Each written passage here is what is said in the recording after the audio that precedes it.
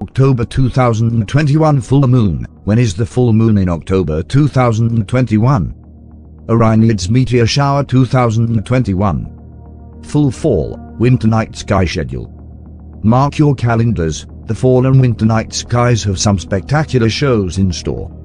Andrew Fatsekers, the night sky guy and science columnist with National Geographic, sat down with WIP TV chief meteorologist Lee Goldberg for the lowdown on the best celestial treats this fall and winter, including meteor showers, full moons and even a partial lunar eclipse that will be visible in the US.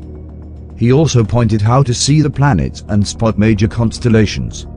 Here you'll find the full fall and winter night sky schedule, along with Andrew's tips and tricks for the best possible viewing experiences. Meteor showers. October the 21st, Orionids.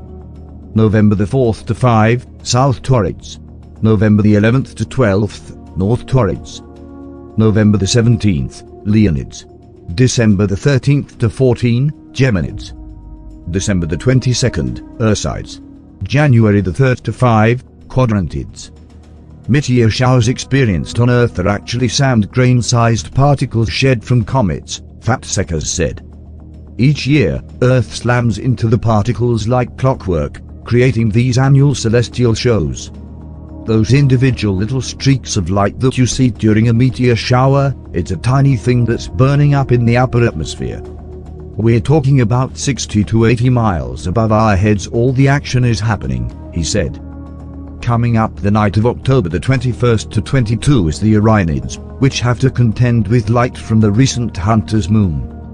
But Fatsekers said even shower scorers in urban and suburban areas should be able to see the larger fireballs, which are actually just bigger pieces of comet debris.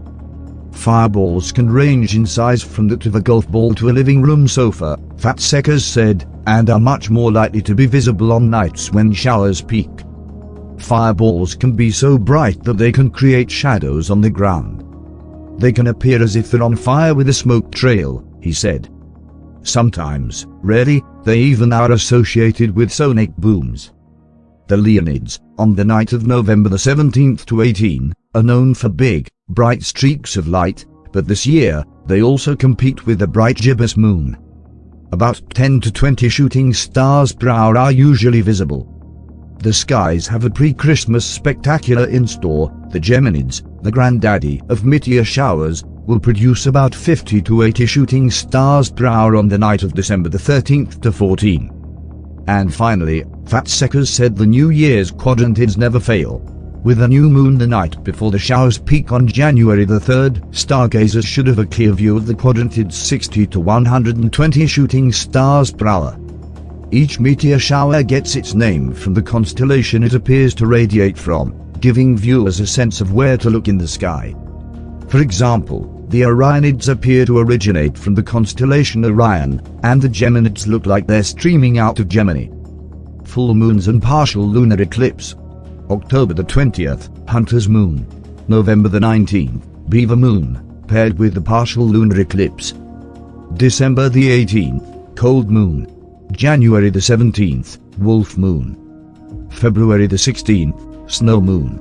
March the 18th, worm moon.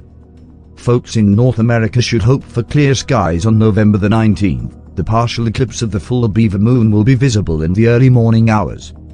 Lunar eclipses happen when the moon enters the Earth's shadow, Fatsekers said. In this case, 95% of the moon will be covered.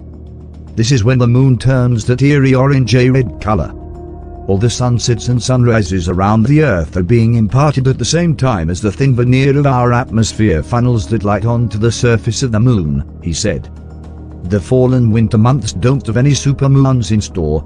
Instead, December's cold moon is a micromoon. This means the full moon disk will appear unusually small in the sky. Fatsekers said the best time to see full moons is after sunset. Find out where that sunset is happening and turn your back to it. That's where you'll watch the full moon rise wherever you are, he said. How to see the planets. Mercury will appear as a bright star in the morning sky from October the 18th to November the 1st. It will shine in the night sky from November the 29th to December the 31st. Venus will appear in the western sky at dusk in the evenings now through December the 31st. It's the second brightest object in our sky, after the Moon. Mars makes its reddish appearance in the morning sky between November the 24th and December the 31st. Jupiter is the third brightest object in our sky. Look for it in the evenings from now until December the 31st. Saturn's rings are only visible through a telescope, but the planet itself can still be seen with the naked eye in the evenings until December the 31st. Planet spotters should get familiar with where the sun rises and sets, a path that astronomers call the ecliptic, Fatsekers said. And that's because a lot of planets that we can see from here on Earth hang around near where the sun is, especially when we're talking about planets like Mercury and Venus, he said. The Moon, as it changes phases and positions from month to month, is also a useful guidepost for finding neighboring planets. And you don't need binoculars or telescopes, just a naked eye and some clear skies, Fatsekers said. Constellations. The night sky not only changes from hour to hour as the Earth spins on its axis, but on a monthly and seasonal cycle as well. This means that the season's newer constellations rise in the east and older ones set in the west. A perennial favorite of fall is Pegasus, the mythical winged horse of Greek mythology. As the winter months approach, Orion, named after the mythological hunter, will dominate the evening skies with its 3 belt stars.